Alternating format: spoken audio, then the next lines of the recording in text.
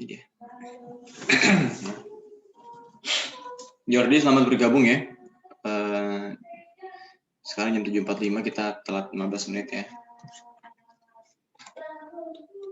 Nah, kemudian ini adalah kristal logam, jadi kita harus tahu struktur kristal logam yang sudah kita pelajari di material teknik 1, kalau dulu namanya metalurgi 1 dan 2 ya. Nah, kemudian prosolidifikasi itu juga merupakan dasar awal konsep suatu logam, dan ini adalah kurva pendinginannya dari temperatur tinggi ke temperatur rendah. Baru kemudian pada saat temperatur konstan terbentuk pengintian dan tumbuh menjadi dendrit. Masing-masing dendrit berkembang dengan orientasi arah tertentu membentuk kesatuan. Nah, ini dendrit yang muncul biasanya, tapi ini yang tengah ini skematik aja ya. Gitu. Realnya dia bentuknya kayak butiran-butiran, kayak bola-bola. Tapi kalau untuk dalam skala yang lebih kecil lagi bisa terlihat lebih bagus. Nah, masing-masing grain butiran memiliki orientasi arah kristal yang berbeda. Pertemuan antara grain satu dan lainnya disebut batas butir, ya sudah tahu. Pada grain ini terdapat banyak impurity dan imperfection. Impurity itu yang dot-dot itu loh, yang hole-hole, terus kemudian imperfection yang tidak searah atau tidak rata ukuran grainnya. Seperti itu. Nah, baru kemudian di sini ada kita juga lihat bulk impurity ya, impuritas yang terlihat kosong di situ, yang hasil dari proses pendinginan logam yang mungkin dapat mengakibatkan sifat mekanik juga akan berpengaruh. Gitu. Baru untuk pure metal ditunjukkan dengan kondisi yang kosong tersebut, itu adalah disimbolkan sebagai pure metal, daerah metal murni.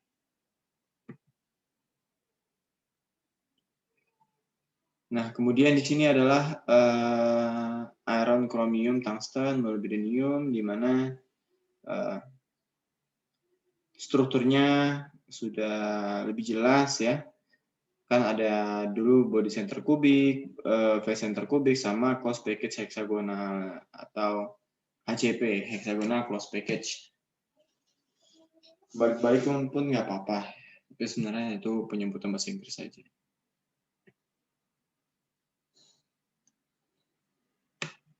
Nah, jadi kalau misalnya dipotong ya diagonal ruang, ya nanti dapatnya seperti ini gambarnya. Ya, iron chromium ya, contohnya ini adalah besi aluminium terbentuk FCC. Nah, sifat dan keadaan batas butir itu banyak impurity, tegangan dalamnya tinggi, internal stressnya ya, gudang dislokasi, cacat kristal, energi tinggi, mudah terkorosi, atom tak teratur dan tak punya orientasi kekerasan tinggi. Itu kondisi-kondisi di batas butir yang harus kita ketahui sebelumnya. Banyak impurity bisa dilakukan dengan dislokasi itu mudah sekali dilakukan diinspeksi dengan metallografi. Sedangkan tegangan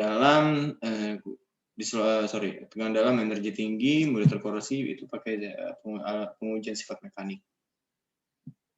Termasuk kekerasan tinggi. Nah, ini adalah logam yang sama ya, bila ukuran butirnya lebih kecil maka kekerasannya makin tinggi, ya betul. Karena ukuran butiran juga berpengaruh terhadap kekuatan materialnya. Kalau misalnya teman-teman punya ukuran butiran yang sangat kecil, otomatis material pasti lebih keras dibandingkan yang punya ukuran butiran lebih besar.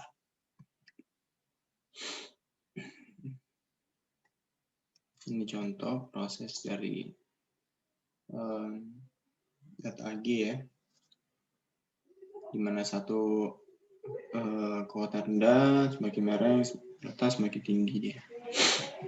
Nah, tingkat keadaan, jadi ada metastabil, tidak stabil, sama stabil. Pada keadaan energi posisi satu logam bisa mengalami kenaikan tinggi energi bila bereaksi dengan lingkungannya, sehingga meningkat di posisi 2 dan akhirnya terkorosi menjadi posisi 3. Jadi yang tinggi itu terkarat ya. Semakin tinggi tingkat energi atom ya, maka semakin mudah terkorosi.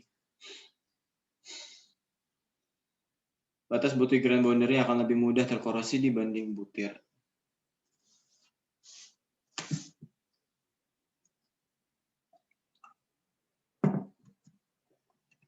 Saya minum ya, agak kering kalau misalnya mau pagi-pagi. Terus itulah kondisi atom ya, pengenalan logam untuk awal mulanya.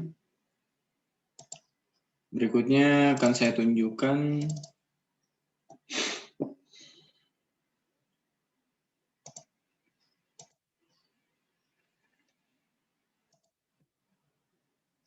Oke, ini adalah korosi temperatur tinggi ya, pengenalan korosi temperatur tinggi.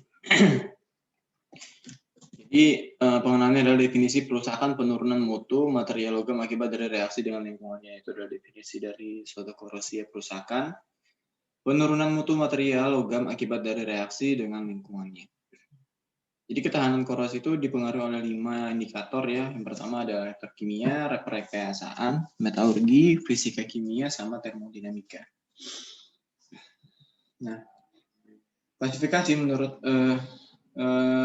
mekanisme terjadinya korosi temperatur rendah, low temperatur, atau bad corrosion, reaksi elektrokimia, miskorosi di media mengandung uap, air atau media elektrolit. Korosi temperatur tinggi itu malah yang high temperatur, corrosion, dry corrosion, chemical corrosion, jadi reaksi kimia. Nah, korosi yang biasa terjadi pada korosi temperatur tinggi ini ya temperatur tinggi di mana? Furnace ya. Pada ruang bakar atau furnace atau sudu turbin gas. Jadi pada turbin gas itu kan dia menggunakan uap air. Nah, uap air tekanannya 2 bar, 3 bar, temperaturnya bisa sampai 600 sampai 500 ya, sekitar itu.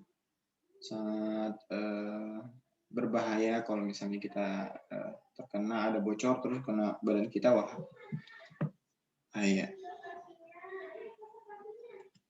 Nah, ini adalah unit satuan laju korosi yang harus teman-teman tahu ya. Itu adalah pengurangan berat terhadap satuan waktu. Berat satuan luas permukaan logam sama dengan miligram per milimeter kuadrat. Miligram berat terhadap satu persatuan luas. Berat perluasan waktu miligram per dm per day. Nah, ini disebut dengan MPY, miles per years. Dalam penetrasi per waktu, inch per years, inch per month, millimeter per years, miles per years, MPY, 1 mil sama dengan 1 mils inch atau 0.001 inch. Nah, rumusnya miles per years apa? Jadi miles per years itu adalah berapa ketebalan yang berkurang setiap setahunnya. Itu perumus MPY ya. Nah, apa rumusnya 534? W per DAT. W-nya itu adalah berat yang hilang. Jadi berat sebelum sama sesudah harus ditimbang untuk melakukan uji reaksi korosi. Jadi pas sebelum itu berapa nilainya, sesudah berapa nilainya. Nah, selisihnya berapa dimasukkan ke dalam situ. Kemudian ada yang namanya D, density ya, benda uji korosi. Density bisa diambil dari literatur buku ataupun dari internet. Baru ada luas permukaan yang diinginkan terkorosi. Nah, luas permukaan ini kalau misalnya bentuknya batang, otomatis ya selimut tanpa tutup nanti yang dihitung. Karena dicelup dia kan batang dicelup ya. Gambarannya seperti apa kalau misalnya luas permukaan juga dihitung. Baru ada waktu pasti ya. Waktu itu mempengaruhi dari laju korosi yang akan terjadi.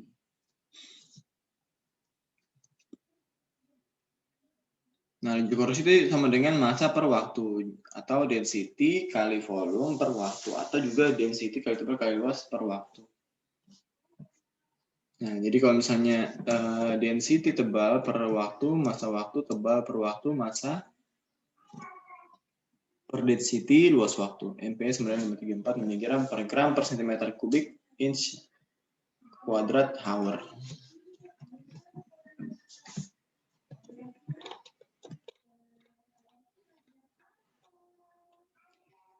Nah, bagaimana cara menghitung laju korosi? Ya, siapkan beberapa kupon dari bahan yang akan diukur. luas komponennya, ukur dimensi masing-masing kompon, timbang masing-masing kompon, masukkan kompon dalam media elektrolit selama waktu T yang berbeda. Lanjutkan kembali langkah kedua. Gitu.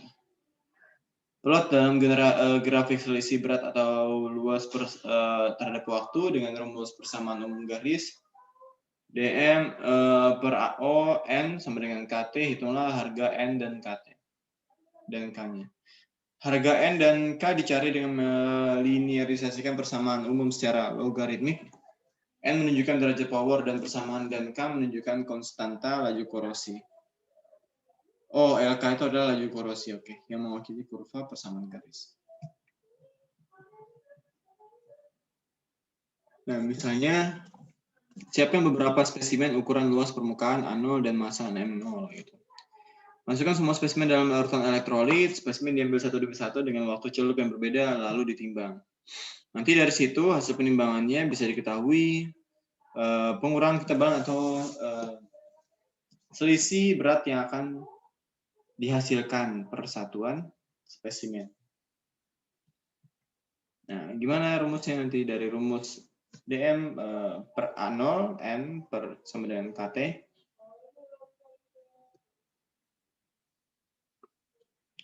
Yang dikalikan dengan log diperoleh N log dm per A0 sama dengan log K plus log T.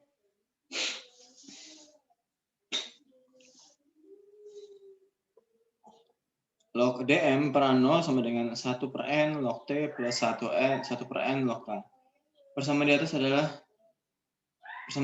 persamaan garis lurus Y sama dengan MX plus C, di mana Y sama dengan log dm per A0, M 1 per N, X log per T, dan C adalah 1 per N log K. Semua data dm per A dan tayangan yang ada dijadikan log dan T lalu dibuat grafiknya. Sehingga seperti itu hasilnya. Nah, sedangkan untuk korosi temperatur tinggi, pasti itu adalah reaksi kimia ya. Reaksi kimia dan dia juga mengandung uap air yang termasuk korosi temperatur tinggi itu apa aja? Ada oksida, karburasi, nitridasi, sulfida, korosi halogen, korosi deposit, korosi molten metal.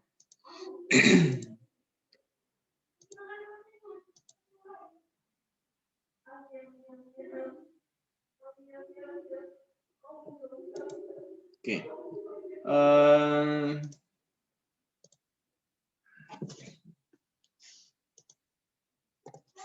Ini adalah korosi-korosinya ya. Jadi misalnya ada M plus M pangkat 2 plus 2 elektron setengah, terus kemudian kita setarakan dengan O2 ya. Jadi O2 2 elektron, karena kita harus menghilang 2 elektron juga, dikali 2 ya, terus kemudian O2, sehingga jadinya M plus setengah O2 menjadi MO. Misalnya stainless steel TI yang dipanasi secara terkontrol akan menghasilkan oksida dengan warna-warni yang indah. Jadi apa kayak knalpot. Mengapa ada interferensi warna akibat perbedaan ketebalan oksida yang terbentuk, sehingga bisa dipakai untuk mengetahui temperatur logam baja saat dipanaskan dalam suatu proses heat treatment. Perbedaan tebal oksida dan warna yang berbeda per masing-masing temperatur ya. Warna kuning pucat, temperatur minus 230, sampai dengan ungu tua, itu temperaturnya 280.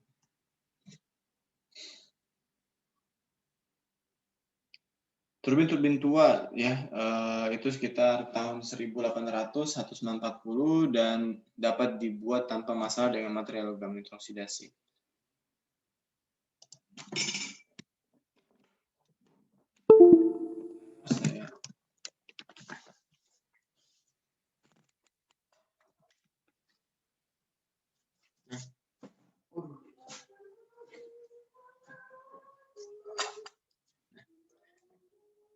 Di sini, tetapi sekarang dengan desain yang semakin berkembang, material turbin untuk memiliki tahanan korosi pada temperatur tinggi, setinggi-tingginya, semakin tinggi temperatur, semakin tinggi power yang bisa dibangkitkan oleh turbin gas atau yang power yang dihasilkan ya.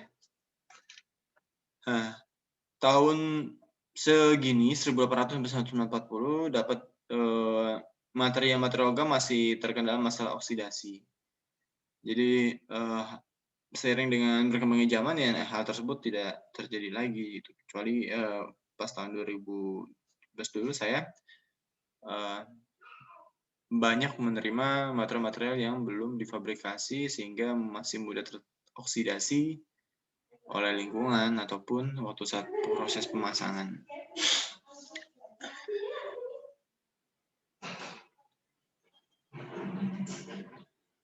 Nah, ini adalah sampai saat ini material untuk turbin tahan sampai dengan temperatur 1200 derajat Celcius, yaitu paduan super CONI JRALI.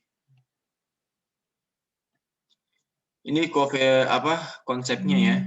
Coefficient peeling backward, logam yang berada pada temperatur tinggi akan bereaksi dengan lingkungannya membentuk selaput tipis. Nah, selaput tipis itu pasti akan berada di atas di permukaannya.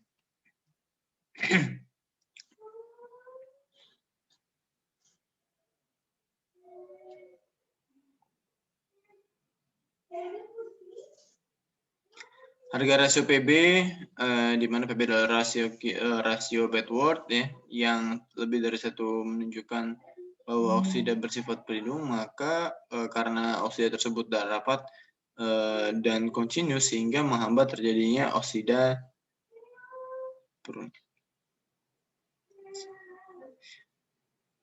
ya seperti itu ya. Jadi intinya semua lapisan itu pasti akan terkorosi, apalagi logam.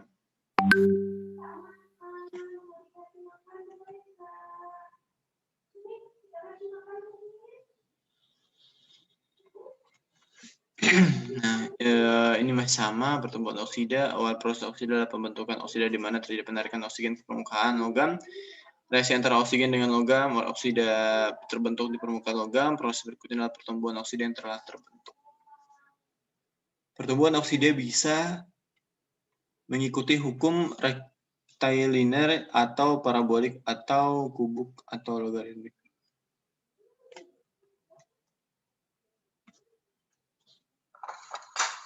Ini adalah kinetika oksidasi di mana pertambahan berat itu sumbu Y dan waktu itu adalah sumbu X, sehingga bisa dikategorikan kalau misalnya rectilinear pertambahan beratnya maksimum, waktunya hampir maksimum ya. Lebih tinggi adalah rectilinear. Nah, ini adalah rumus-rumus dulu ya, tidak perlu saya bahas ini. Korosi bobolan, breakaway corrosion oksida pada beberapa logam terbentuk seperti ZR. Fenomena breakaway fenomena.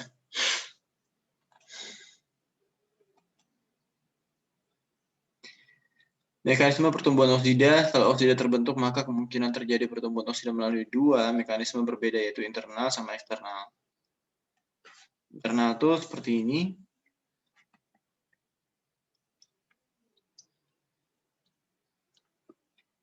Dan pertumbuhan oksida di interface oksida atau udara itu diwakili oleh MO dan M.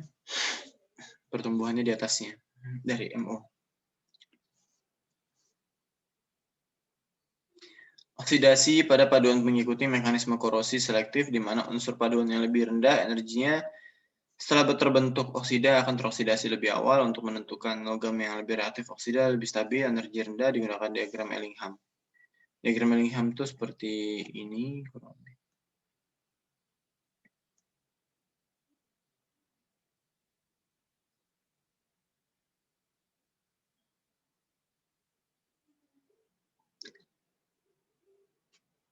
Ini adalah sebaliknya bila kadar AL rendah kurang dari 3%, maka Al2O3 yang terbentuk diskontinu dan oksigen bisa menyerang Cr, Ne, dan seterusnya sehingga terbentuk oksida yang berlapis-lapis.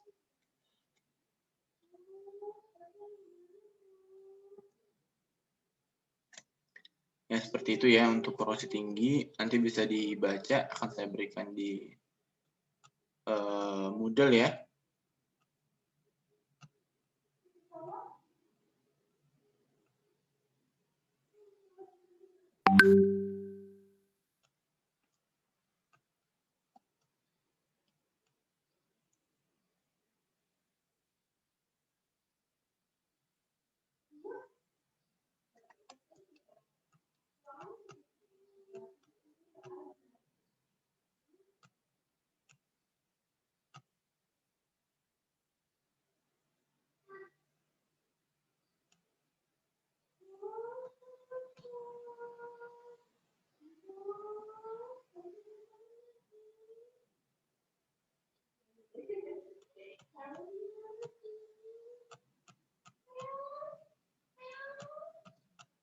Sebentar ya.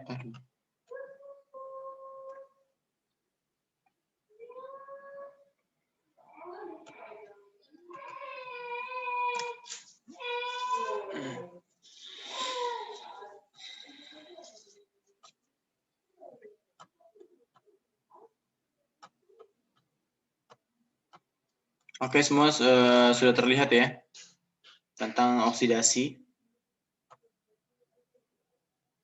Ya, sudah Pak. Ini adalah oksidasi ya. Jadi korosi temperatur tinggi seringkali disebabkan oleh oksidasi, karburasi, heat treating, halogen, sulfidation, as, molten salt corrosion, molten metal corrosion. Jadi industri yang berkepentingan dengan masalah KTT itu adalah aerospace, heat treating, mineral dan metallurgical processing, chemical processing, refining, petrochemical processing, ceramic, electronic, and glass manufacture, automotive, pulp, and paper, waste incineration, fossil fuel.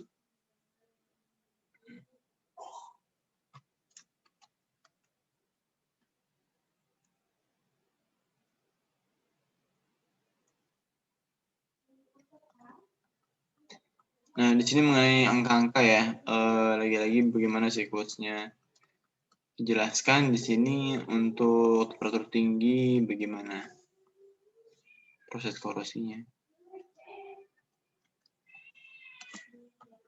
Nah, teman-teman nanti bisa baca ini. Dan di sini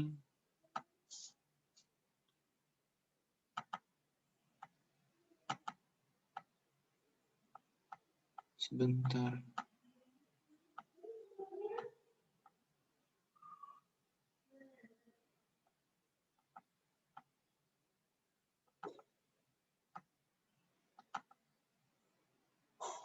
Itu 2, 3, 4. Yang hadir cuma 4 ya. Oke.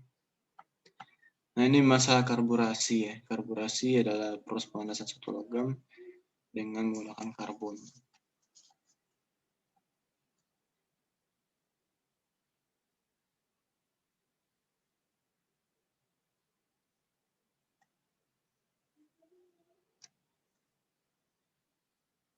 Ya, nanti ini tidak perlu dijelaskan ya. Ini proses oksikarburasi, bagaimana waktu penyelesaiannya, ya sampai sini ya. Tapi konsep untuk pemahaman mengenai korosi insya Allah sudah dapat teman-teman. Nitridasi sama,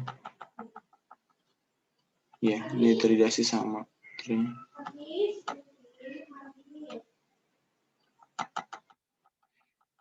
Oke, nah setelah ini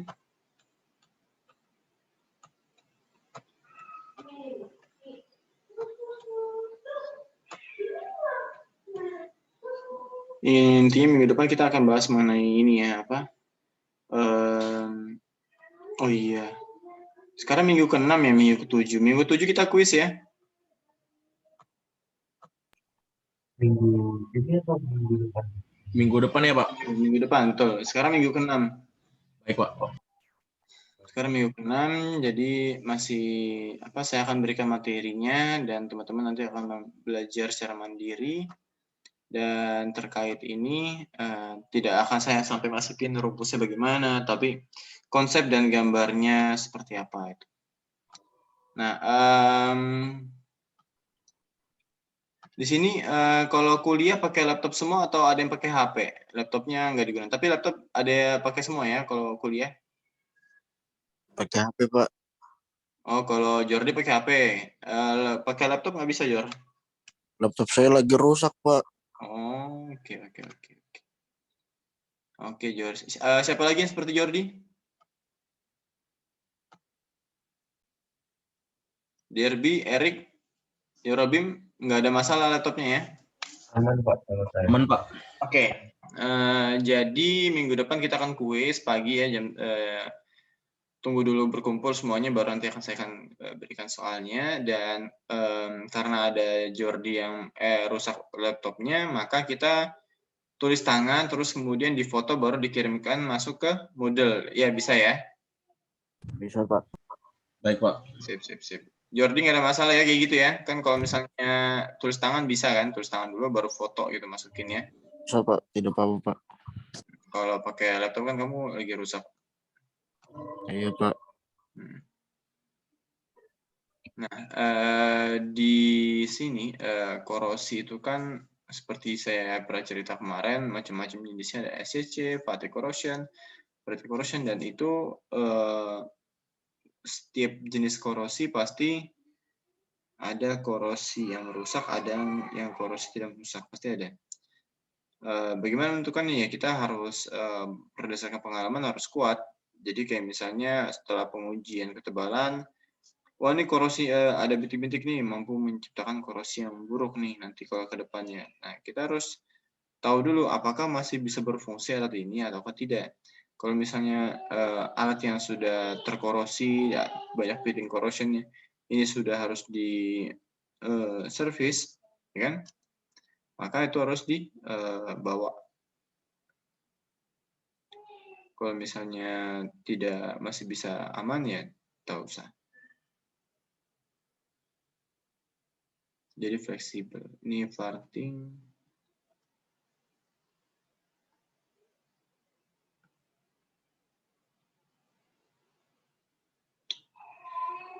Oke, sebentar saya masukkan dulu deh.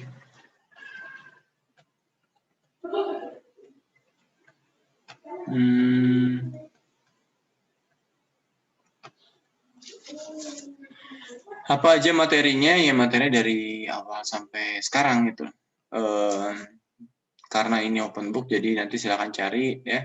Dan jangan terlalu dikopas, karena kalau kopas nanti ketahuan nanti kalau misalnya saya searching.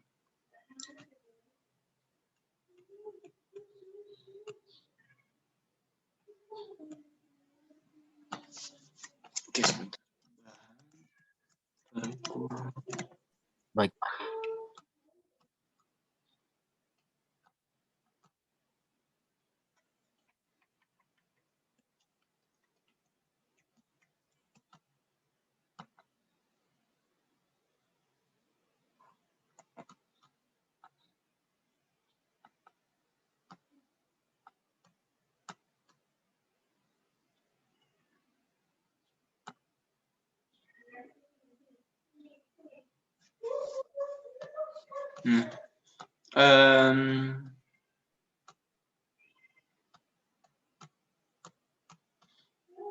Korosi itu kalau misalnya teman-teman cari ya banyak sekali sumber-sumbernya ya.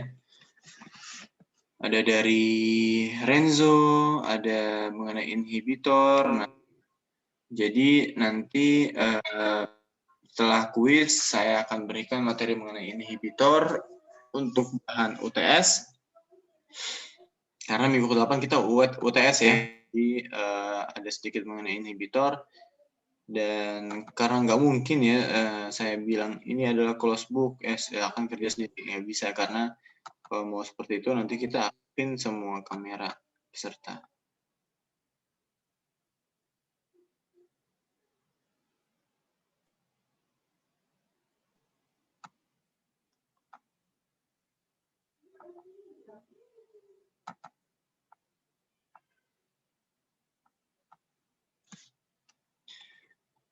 Oke teman-teman ya, nanti bisa dibaca di sini. Oh tidak, belum di share screen.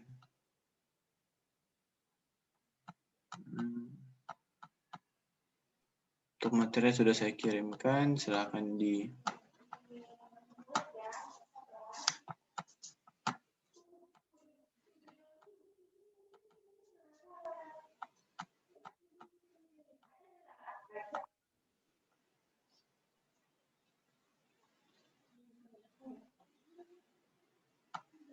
mau ya.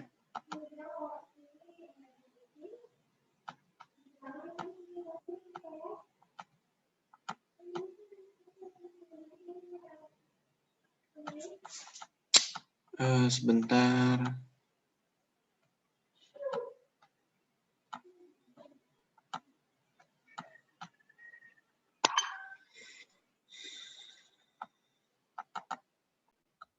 Nah, jadi bisa pakai si Pak Mars Fontana ya untuk teknik korosi ya. Galvanic, surface corrosion ya, semua jenis-jenis yang bisa teman-teman pelajari. Dan di sini juga sudah ada gambarnya ya.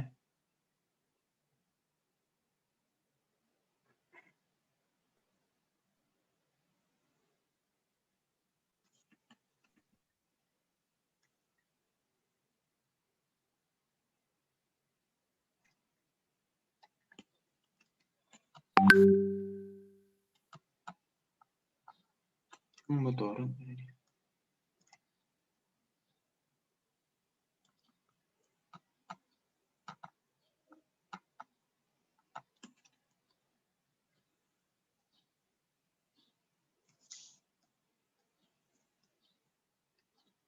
Ya,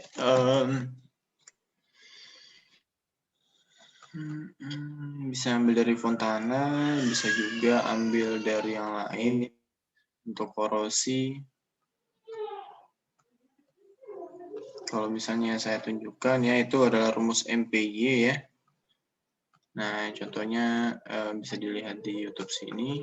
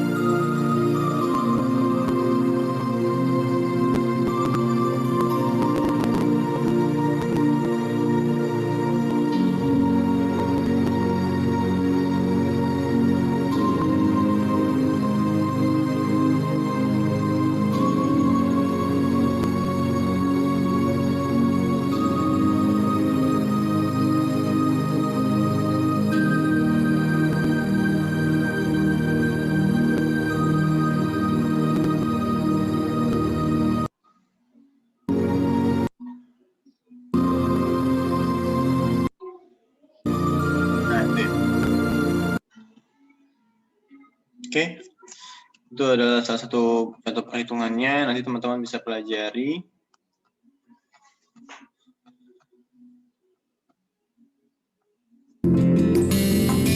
Nama dari perhitungan. Of same composition, let's say it's a pure iron, is 99.9. Ya.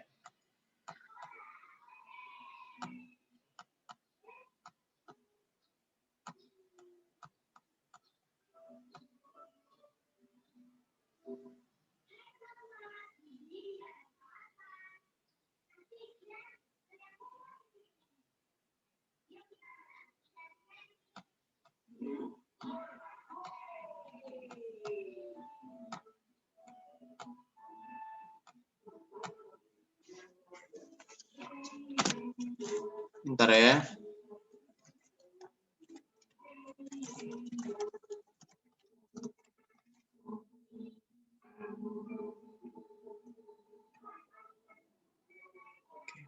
Oh, disuruh Pak Alfian datang sekarang.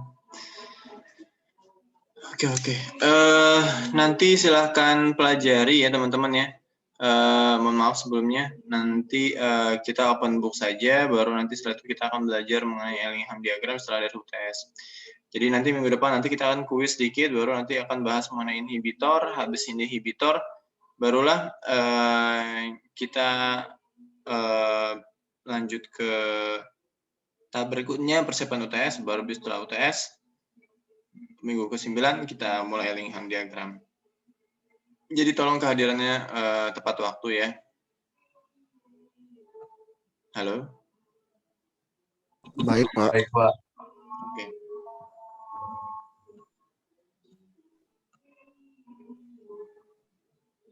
Kalau boleh tahu, yang lagi mengambil proposal TA siapa? Ini semuanya ngambil proposal TA ya? Iya, Pak. Erik tentang apa? Saya tentang pirolisis sampah plastik, Pak. Hidrolisis apa? Pirolisis sampah plastik menjadi BBM. Kalau Derby? Saya belum, Pak. Belum proposal ya?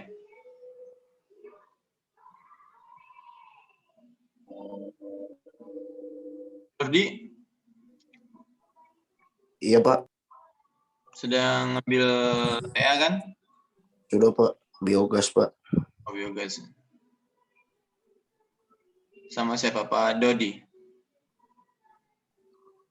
Pak Dodi dan Pak Hadi, Mas, Pak. Kalau Yorobim? Saya belum, Pak. Nah, jadi kalau misalnya kita mengambil tema, kita bisa menyangkut pautkan misalnya tentang logam ya, kita bisa menyangkut tentang korosi, bagaimana cara menghitung korosinya, menanggulanginya, itu nanti bisa diakalin dan dimasukkan ilmu dari ilmu korosinya untuk analisis data. Misalnya untuk menghitung MPY, mass per year, kehilangan ketebalan setiap berapa senti, dan seterusnya. Teman-teman bisa seperti itu. Oke ya, itu saja. Silakan belajar mandiri nanti. Mohon maaf sebelumnya, Pak Alfian nyuruh saya ke kampus untuk simulasi UTBK ya. Kan sebentar lagi nanti ada UTBK ya. Maaf sebelumnya. Itu saja, kurang lebih mohon maaf. Assalamualaikum warahmatullahi wabarakatuh. Waalaikumsalam warahmatullahi wabarakatuh. Terima kasih banyak, Pak. Silakan belajar mandiri ya. Itu dipelajari materi yang sudah saya berikan. Terus kemudian kalau ada yang tanyakan tinggal beri saja ke saya. Baik, Pak. Terima kasih, Pak. Sama. Sehat selalu ya.